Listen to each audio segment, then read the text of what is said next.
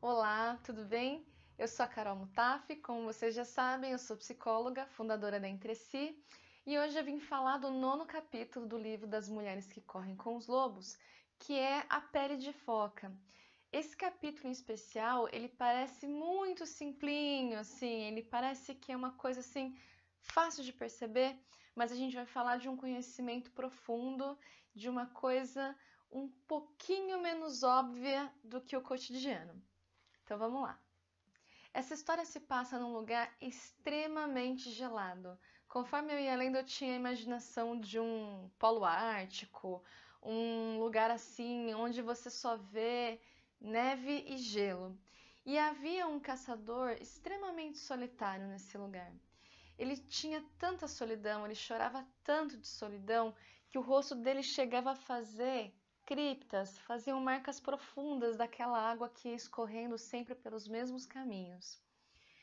E às vezes ele ficava lembrando as histórias que ele ouvia de que as focas um dia já foram humanas. E a única lembrança que havia disso era o olhar que essas focas têm.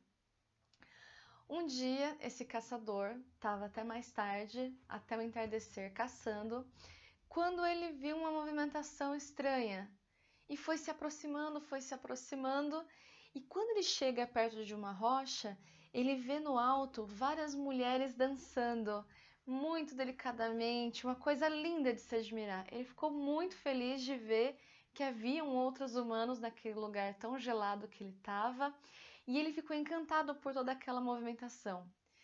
E reparou também que um pouquinho mais abaixo naquela rocha haviam várias peles de foca, e por algum motivo que ele não sabia explicar, no ímpeto ele foi e roubou uma delas. E continuou no seu canto observando a dança dessas mulheres. Num dado momento, uma dessas mulheres grita, e é o grito mais lindo que ele já ouviu, parecido com o som das baleias. Essas mulheres param de dançar e elas vão vestir as suas peles de foca, menos uma, a mais alta, procurando a sua pele de foca, que foi justamente a que ele roubou. E aí, movido por um sentimento que ele não sabia explicar, um maravilhamento, alguma coisa que ele não sabia explicar, ele vai até essa mulher com a pele de foca dela e fala: Olha, por favor, se casa comigo, eu sou um homem muito sozinho. E ela falou assim: Olha, devolve minha pele de foca, eu não posso me casar com você. Eu sou de outra natureza, eu sou das profundezas do oceano. E ele fala: Não, olha, eu sou um homem muito sozinho. Vamos fazer o seguinte: fica comigo 7 verões. Depois de 7 verões, eu devolvo a sua pele e aí você pode ir, você pode ficar, pode fazer o que você bem entender. Ela olha profundamente aquele homem tão triste por uns bons minutos e, relutante, ela acaba por escolher e topar a ideia. Tudo bem, eu vou com você e daqui a 7 verões você me devolve o que é meu e tomaremos uma decisão, o que vai acontecer. E assim ela segue com esse caçador, eles se casam, têm um filho chamado Oruk. Passam-se os 7 verões, só que chegando no final dessa época, lá no seu 7º para o 8º verão, essa mulher vai perdendo sua vitalidade, a sua pele começa a ficar ressecada, os seus cabelos começam a cair, o seu olhar vai ficando tão embaçado que ela precisa tatear as coisas, quase cega para conseguir se orientar. E ela começa literalmente a definhar. Há um ponto em que ela chega para esse homem e fala: Olha, já chegaram 8, ou já está chegando o 8º verão. Eu quero que você devolva o que é meu. E aí ele fala: Não, não vou devolver, porque se eu devolver você vai embora.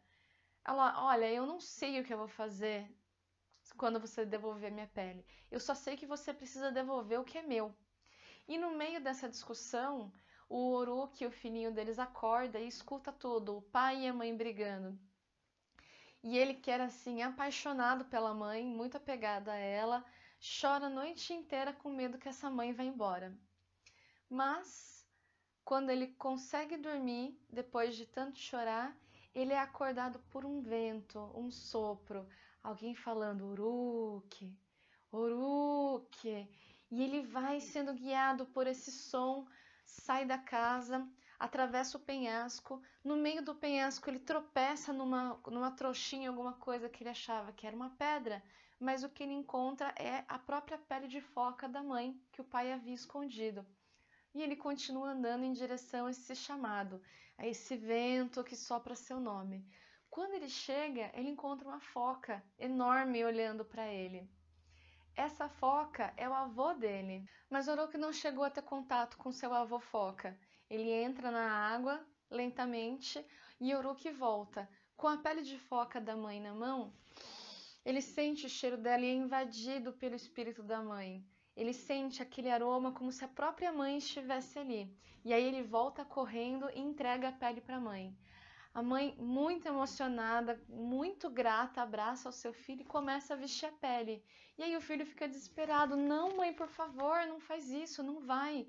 Eu não quero que você me deixe. E ela não queria deixá-lo mesmo. Ela realmente queria ficar com o Orochi. Só que ela estava definhando. Ela precisava voltar ao lar dela. Então ela pega o filho e decide voltar com o filho para o mar, no qual eles mergulham sem dificuldade de respirar. Orochi é um híbrido, né? Ele é filho dessa mulher foca com um humano. Ele não sente dificuldade de estar no fundo do mar. E lá ele conhece as outras focas e fala novamente com seu avô. E o seu avô pergunta para a mãe, né? E aí, como é que você tá? Ai, pai, eu magoei um humano. E o meu neto, como é que tá? O meu neto, ele precisa voltar, não é a hora dele ficar aqui, ainda não chegou o momento. E eles passam 7 dias debaixo do oceano, que é o tempo suficiente da mãe do Orochi retomar a beleza dos cabelos, o viço da pele, retomar o olhar dela, conseguir enxergar de novo, conseguir se alimentar e se sustentar de novo no seu habitat natural. Ela volta para a praia, devolve o filho e promete que ele nunca vai estar sozinho, que ela vai estar ali todas as manhãs para conversar com seu filho. E assim se passa o tempo, Orochi cresce, ele se torna um famoso tocador de tambor, contador de histórias, segue o seu caminho e todos os dias pela manhã ele é visto à beira do mar conversando com uma foca fêmea que é capaz de expressar as mais diferentes expressões humanas, inclusive aquelas mais profundas, aquelas que são da nossa alma. E assim acaba esse nono conto, que é a pele da foca, a pele da alma. Então vamos lá, do que esse conto fala? Ele fala especificamente dos papéis que a gente vai tendo na vida. Então a gente é possivelmente mãe de alguém, filha de alguém, professor de alguém, psicóloga de alguém, a gente é irmão ou irmã de alguém, esposa ou esposa de alguém, a gente vai tendo vários papéis ao longo da vida, vários papéis ao longo do nosso dia a dia. Nós somos funcionários ou nós somos patrões, enfim, a gente tem diversas ocupações na nossa vida. Só que se você fechar os olhos e fizer um exercício, tirando o papel da mãe, o papel do filho, do empreendedor, do empregado, vai tirando os seus papéis. Vai tirando, vai tirando, vai tirando, e aí você se pergunta: quem sou eu? Quando eu não estou atarefado, quando eu não estou atarefada, quando eu não estou ocupada pela rotina do dia a dia, quem sou eu?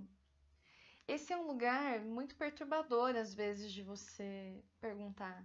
Às vezes você pode fechar os olhos, fazer essa meditação, pensar nesse lugar, e esse lugar ele pode ser, inclusive, desesperador. Ele pode ser aparentemente vazio, como se você fosse uma pessoinha no meio de um nada em que você não possa se segurar.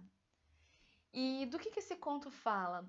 Quando a mulher foca tem a sua pele roubada e ela assume esse papel de esposa, esse papel de mãe, sem ter o contato com a sua própria natureza, a sua pele, por longos 7 anos, ela se esquece, aliás, ela não se esquece, mas ela definha por não estar em contato desse quem sou eu, né?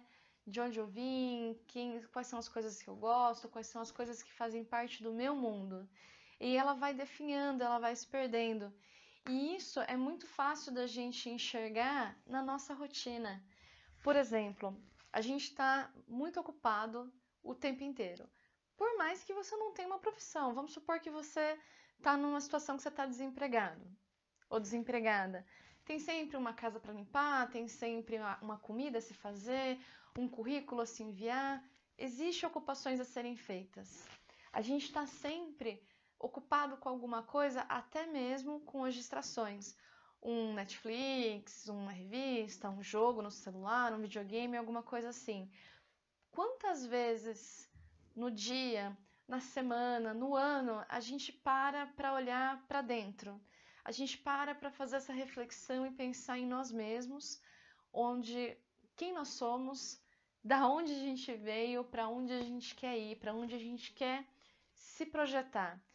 E esse lugar dessa rotina, ele pode ser extremamente desgastante. Tem uma música da Legião Urbana que eu gosto muito, que ele fala assim: e a rotina crescia como planta e engolia a verdade no caminho. Então é mais ou menos isso, sabe? Você tá lá tão atarefado, fazendo suas coisas, sendo útil o tempo inteiro e sendo importante para alguém, que às vezes você perde o tempo de quando você é importante para você. Essa pele de foca é esse marco, o ser importante para você. E ele não fala especificamente de um lugar, ele fala de uma marcação de tempo. O tempo que eu tiro para mim, o tempo que é meu, o tempo em que eu me visto de mim. É até estranho ouvir isso, né? Mas aqui na história é essa metáfora. O tempo que eu me visto de mim, que eu assumo a minha pele, o meu eu mais próprio, e aí eu consigo entrar em contato comigo. Para algumas pessoas isso pode ser desesperador, como a solidão desse caçador. Mas são coisas diferentes, solidão e solitude. Esse caçador, para quem já viu os episódios, por exemplo, do Barba Azul, ele é um homem diferente. Ele não é mau como o Barba Azul. Ele é um homem perdido, ele é um homem extremamente solitário e que, por chantagem, dá até para dizer que ele sequestrou essa pele, né? Porque se ele promete devolvê-la em 7 anos, ele sequestra essa pele dessa mulher, mas ela também aceita, né? Ela fala: tá, tudo bem, eu vou com você e daqui a 7 anos eu vejo que decisão eu tomo. E na hora de devolver essa pele, esse homem, ele em sofrimento, ele deduz possibilidades, ele deduz que ela vai largar, que ela vai abandonar ele, que ela vai abandonar a família. E ela fala: não, eu não sei o que eu vou fazer, mas você tem que me devolver o que é meu. Devolve a minha pele. Se eu vou te abandonar ou não, eu não sei. E realmente isso ficaria aberto se ele tivesse devolvido. De repente, essa mulher poderia fazer visitas semanais ao mar em que ela pudesse estar sempre reconstituída, né, e não definhada. De repente, essa mulher poderia ir todas as noites para esse mar e voltar pelas manhãs. A gente não sabe. De repente, ela conseguiria um encontro, um equilíbrio. Então, qual é uma das grandes mensagens desse conto? Essa marcação de tempo, esse vestir a sua pele, esse seu ser mais próprio. A Clarice ela vai dando como vários exemplos que as pessoas podem fazer isso. Muitos, ela coloca assim: você não precisa necessariamente fugir para um outro lugar. Estar desesperado por umas férias para você poder encontrar o seu lugar e ficar com você mesmo. Até porque se você for esperar isso acontecer, são 11 meses de trabalho para um mês em que você vai ter esse contato. É muito, né? Você ficar 11 meses sem contato com você. Então isso pode ser feito através de literaturas, de leituras de livros, pode ser feito com meditações, pode ser feito com orações, pode ser feito mais uma vez com arte, com a pintura, com a dança, com a música. É aquele lugarzinho, aquele momento que é seu e de mais ninguém. E quando você leva isso a sério, as outras pessoas aprendem a respeitar esse momento, porque elas sabem que esse momento é seu e que você vai voltar. Não tem como a gente fugir da vida cotidiana, né? Não tem como você ficar 24 horas do seu dia meditando. 24 horas do seu dia pintando, 24 horas do seu dia fazendo seja lá o que for, botando o pé na grama, tomando banho de cachoeira. Não dá para você fazer isso. A vida acontece na cotidianidade, a vida acontece no mundo. O que a gente está falando aqui é um movimento pendular, sabe? De você estar no mundo, está com você, está no mundo, está com você. A gente está falando de um ciclo, mais uma vez, né? Todos os capítulos vão falando dos ciclos, e dessa vez ele vai falando desses ciclos internos, da gente sempre tirar um tempo pra gente. Que tempo é esse? É uma hora? É um dia? É um final de semana? São 10 minutos por dia? Eu não sei, né? Mais uma vez, cada pessoa encontra o seu tempo e o seu meio. Eu lembro que quando eu comecei a namorar hoje o meu marido, na época que a gente era namorado, não importa a hora que a gente estivesse na casa e nem quantas pessoas estivessem na casa. Quando dava um horário que a minha sogra queria ir para o quarto rezar, ela simplesmente ia para o quarto, fechava a porta e ficava ali. 30 minutos, 40 minutos, era o tempo dela. Pergunta se alguém ia lá bater na porta. Ei, onde é que tá tal coisa? Onde é que tá tal coisa? Ninguém incomodava.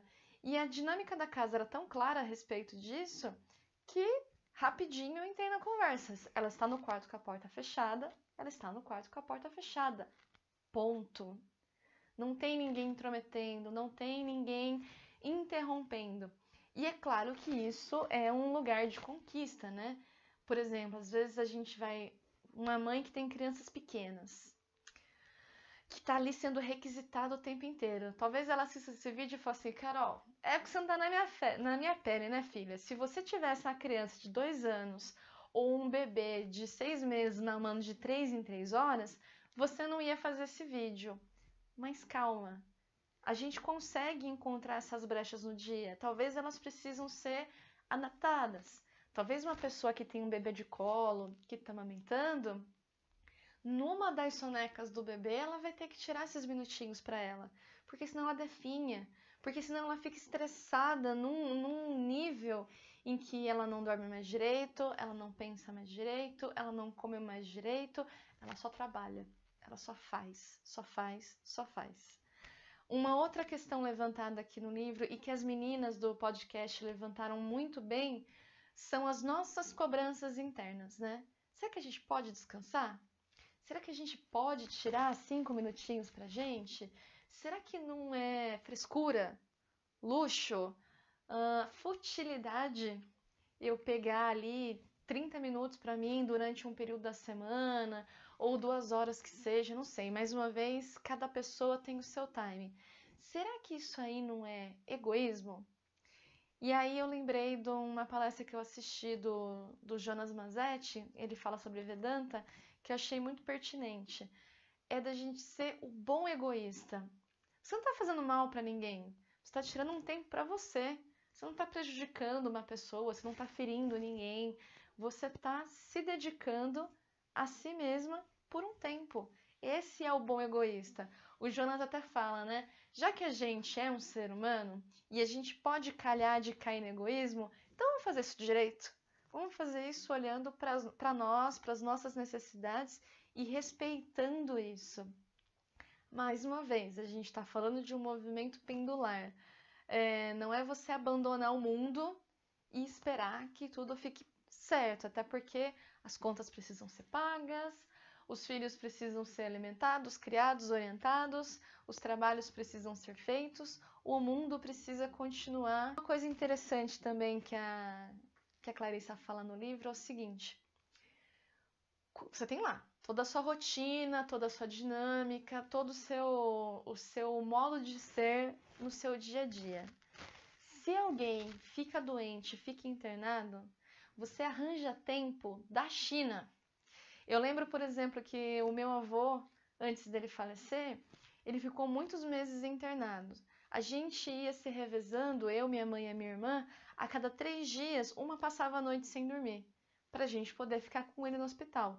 Durante o dia, ele ficava aos cuidados de uma outra tia que vinha para cá enquanto a gente estava trabalhando, e à noite a gente se revezava.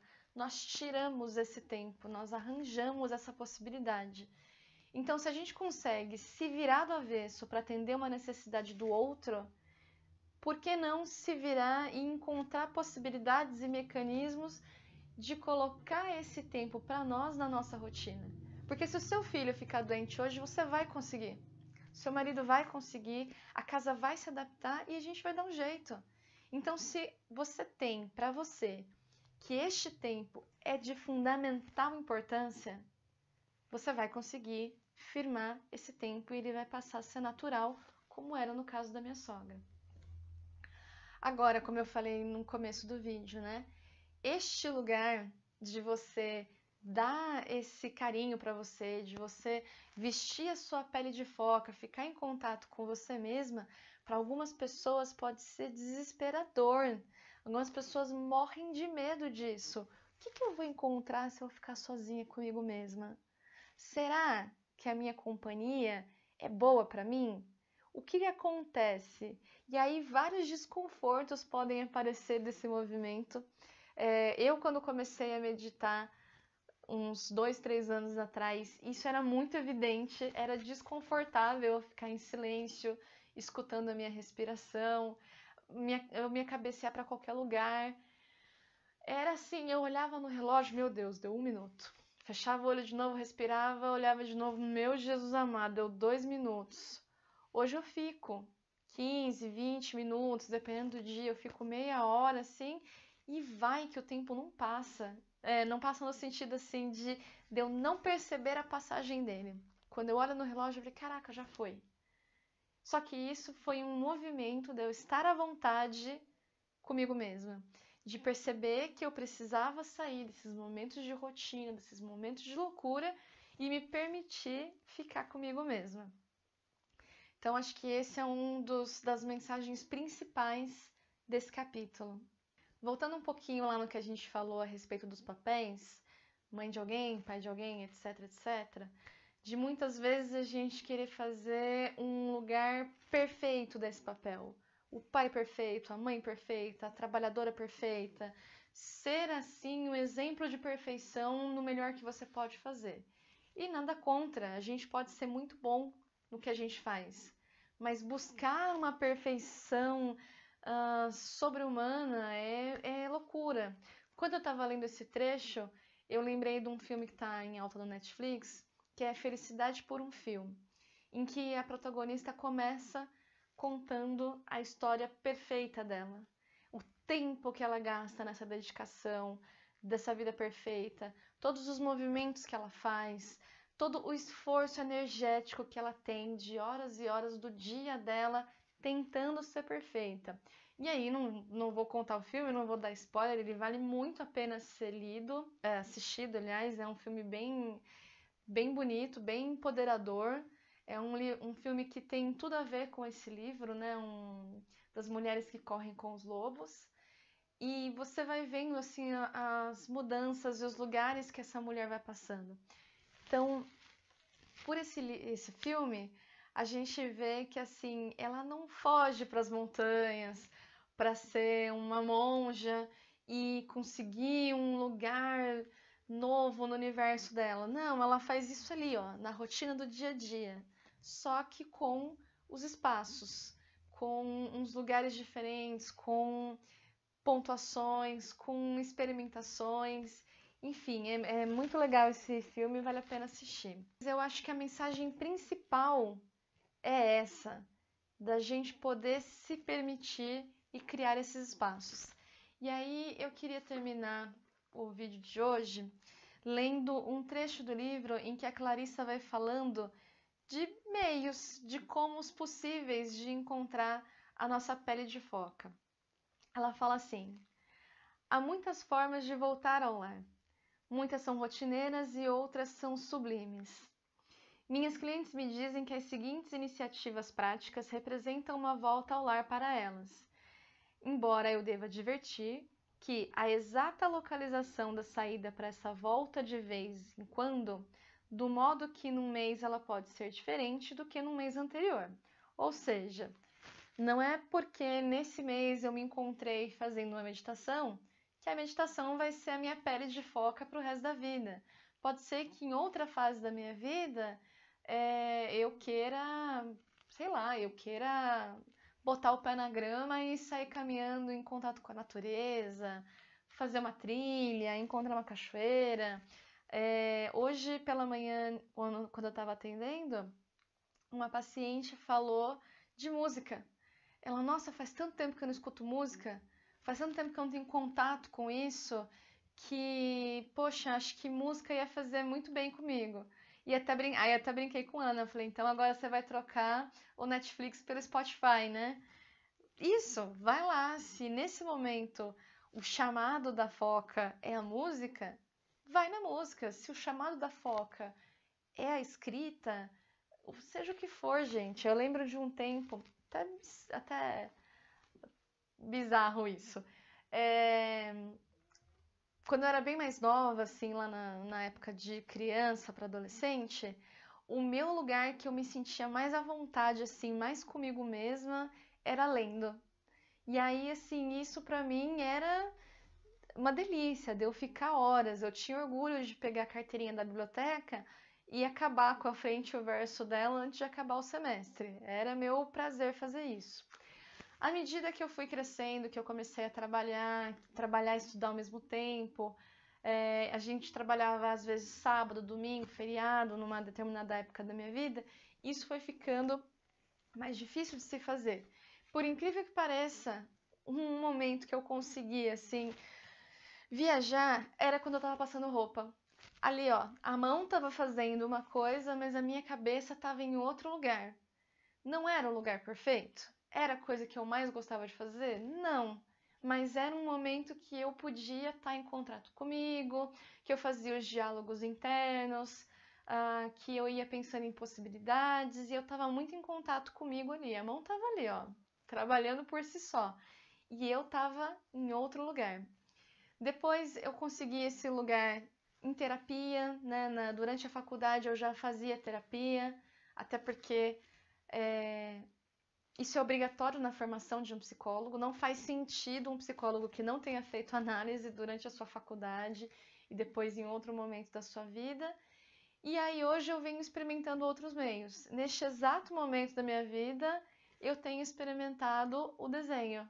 Tenho pego a aquarela e estou tentando, vejo o que é que sai, sem comprometimento com beleza, de ficar perfeito ou não. É só uma coisa assim, olha, eu tô aqui no quarto com a porta fechada, eu tô pintando, tô desenhando, isso dura alguns minutos, algumas vezes na semana, e isso me faz bem. É o meu modo egoísta de ser uma boa egoísta comigo. Mas vamos continuar aqui.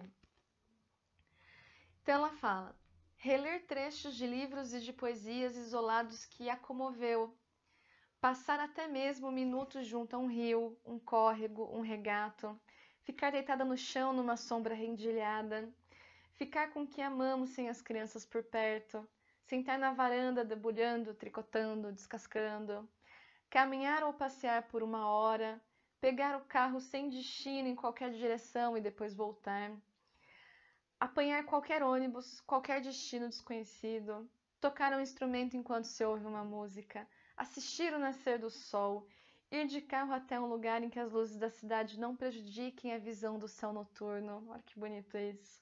Orar, estar com uma amiga especial, ficar sentada numa ponte com as pernas balançando no ar, segurar um bebê no colo, invasar plantas, fazendo questão de enlamear muito as mãos, contemplar a graça, a beleza, a comovente fragilidade dos seres humanos, estar num estado contemplativo. São só algumas formas de conhecer, de estar para esse lugar, de criar essa fenda temporal para si mesma. E aí eu queria que você deixasse, por favor, nos comentários como é que você encontra essa fenda temporal, como que você encontra este lugar para você ser você mesma e que ele faz sentido. Como que você é a sua boa egoísta? Deixa aqui nos comentários, partilha a sua experiência. Isso pode ser importante para outras pessoas que estão assistindo o vídeo. De repente, no que elas leem, elas, poxa, Acho que para mim o caminho pode ser esse. Experimenta. Às vezes você pode estar há muitos verões e muitos longe da sua pele de foca e que você tenha até esquecido como que é vesti-la de novo. Então vai experimentando. Uma boa dica é você procurar alguma coisa da sua infância, alguma coisa que você gostava muito de fazer, que te dava esse prazer e retoma, né? Eu voltei a desenhar 16 anos depois do último desenho que eu lembro que eu fiz para presentear alguém. Então, vai experimentando, vai tentando, uma hora você vai encontrar esse chamado e depois ele vai se manifestar de outra maneira.